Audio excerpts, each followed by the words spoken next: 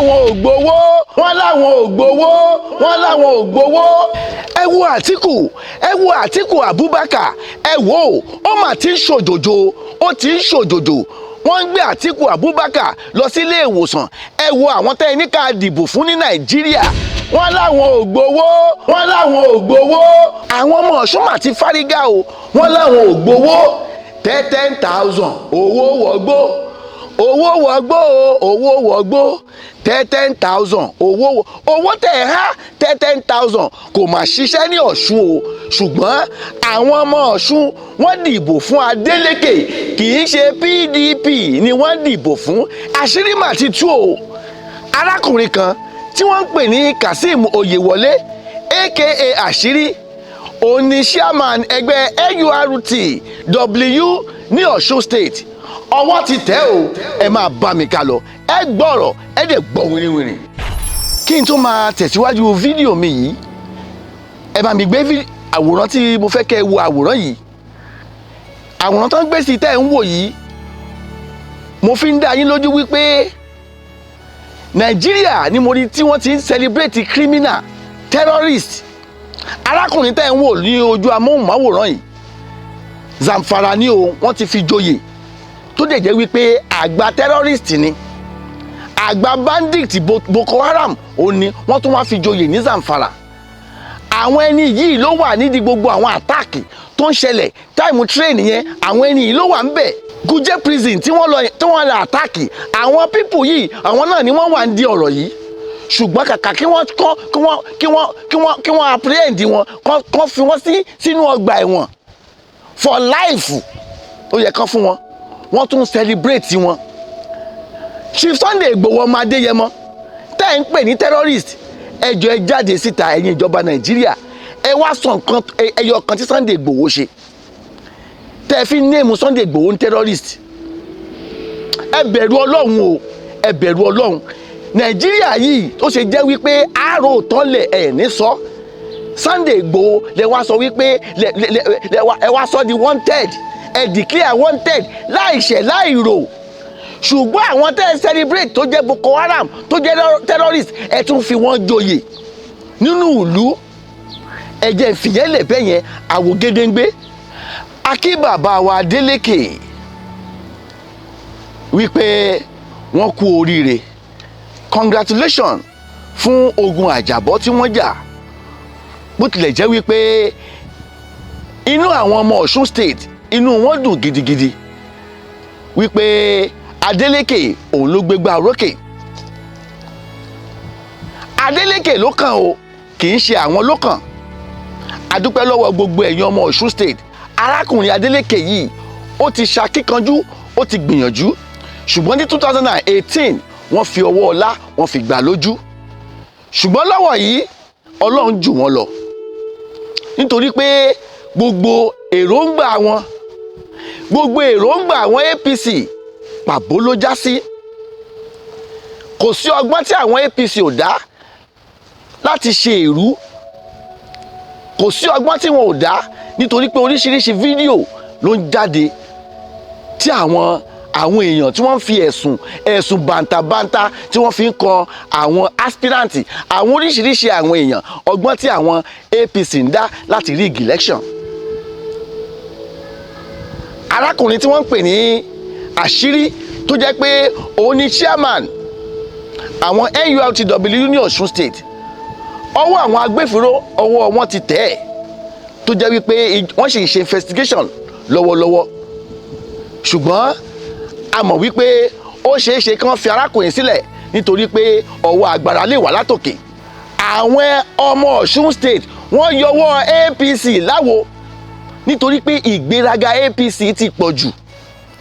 Àwọn APC tá à ń pariwo yìí wọ́n ti gbéraga jù nítorí pé ìgbéraga òun ni ìgbéra sánlẹ̀. Nobody, àwọn eléyìnbó máa sọ pé nobody is encyclopedia. Ìgbéraga wọn ibi tó sún wọn dé nìyẹn. Àwa la wà ń bẹ̀, àwa la níbẹ̀. Kò wá sí ntọ́lọ́run ọba ò lè ṣe.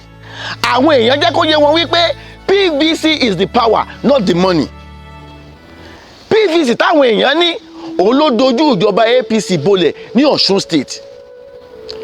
ẹ̀yin Yorùbá tó kù, ilẹ̀ Yorùbá tó kù pátápátá, mo ń fẹ́ kẹ́ ẹ gbáradì, nítorí pé in tó ṣẹlẹ̀ sí APC ní Ọ̀ṣun ó ṣeé ṣe kó ṣẹlẹ̀ sí àwọn APC state tó wà nílẹ̀ Yorùbá, nítorí pé ó ti sú àwọn èèyàn, ìjọba APC ti sú àwọn èèyàn, ṣùgbọ́n wọ́n fẹ́ fagídí, wọ́n fẹ́ fi rúùlù wa. Àti APC o àti PDP ìkankan náà ni wọ́n, ṣùgbọ́n àwọn Ọ̀ṣun wọ́n dìbò fún ẹgbẹ́ APC, Adeleke fúnra rẹ̀ òun ni wọ́n dìbò fún. Personality Adeleke òun ni wọ́n dìbò fún ní Ọ̀ṣun state. Tí wọ́n bá ní ká wo ẹgbẹ́ méjèèjì, èwo ló yẹ láti rúùlù Nàìjíríà? Àti PDP àti APC, èwo ló yẹ tá a bá sì wà nínú Nàìjíríà, èwo ló yẹ láti rúùlù Nàìjíríà ń bẹ̀?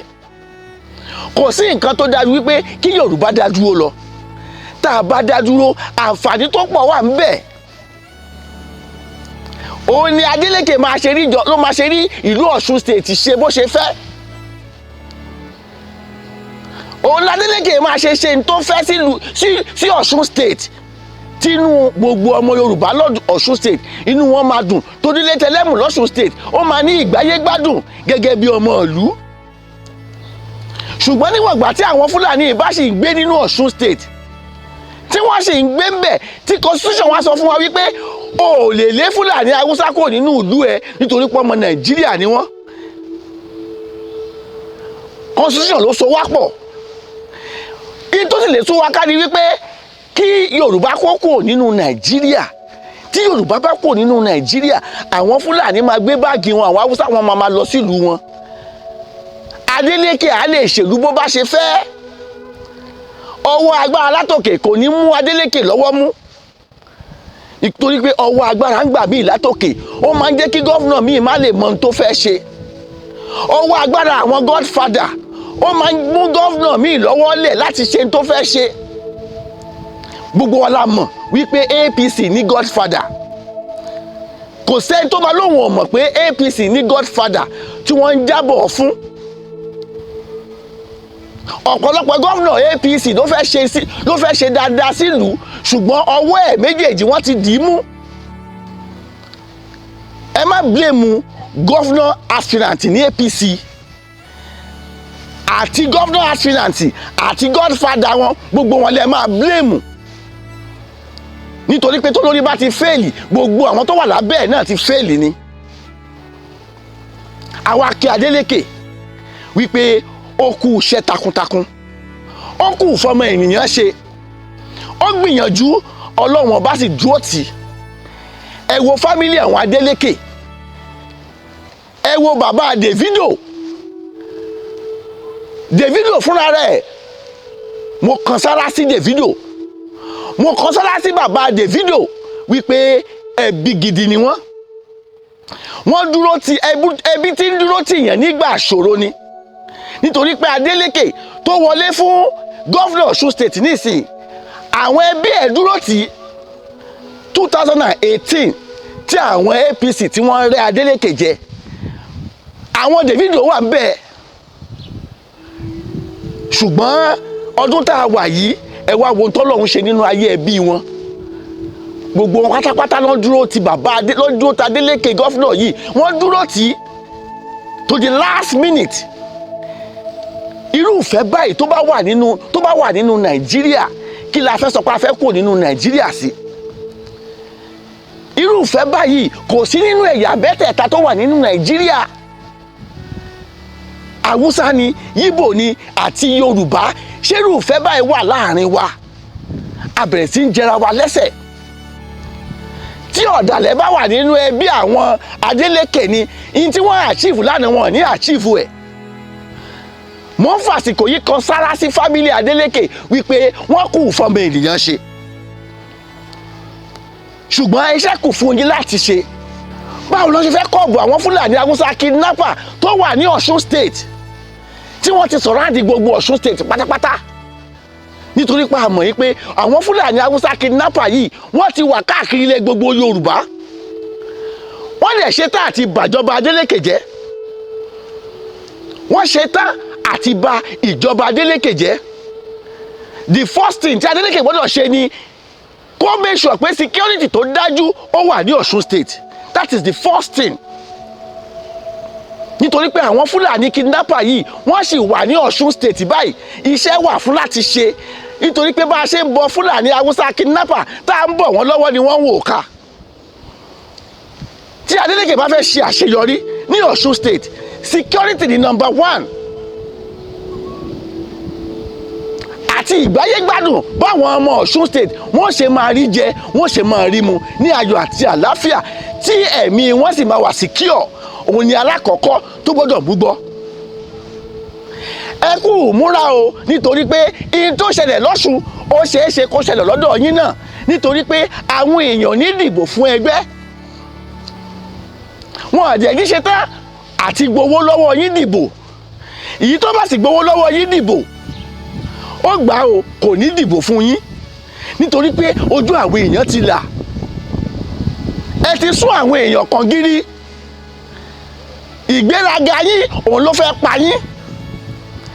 Ìgbéraga tí ẹ ní òun ló fẹ́ ràn yín lọ sóko oko ibi tẹ́ ẹ ti ń bọ̀, ibi tẹ́ ẹ ti wá. Ṣùgbọ́n àwọn máa tẹnumọ́ wípé nígbà tí olórí bá ṣì wà ní Nàìjíríà, tó jẹ́ pé Nàìjíríà la ṣì wà, tí constitution Nàìjíríà tó jẹ́ pé tó ṣì ń darí wa, ó máa nira. Tí constitution Nàìjíríà bá ṣe ń darí wa, ó máa nira fúnlẹ̀ Yorùbá láti ní ìtẹ̀síwájú. Nítorí pé constitution yìí ó ti kó wa pọ̀, ó ti kó wa ní pápẹ́ mọ́ra, kò jẹ́ ká ní freedom láti ṣe tó wù wá, kò jẹ́ kí àwọn gómìnà yìí ní freedom láti pàṣẹ. Kò sí solution nílùú Nàìjíríà ju wípé kó ní kálukú bìzà kó lọ lọ́tọ̀ọ̀tọ̀. Kí Fúlàní kó fi tiẹ̀ ṣe Fúlàní Haúsá, káwọn Yíbò kó fi tiwọn ṣe, kí Yorùbá náà kàn dá dúró. Òun ló lè mú àwọn gọ́fúnà yìí nílẹ̀ Yorùbá kí wọ́n ṣiṣẹ́ bí wọ́n ṣe fẹ́.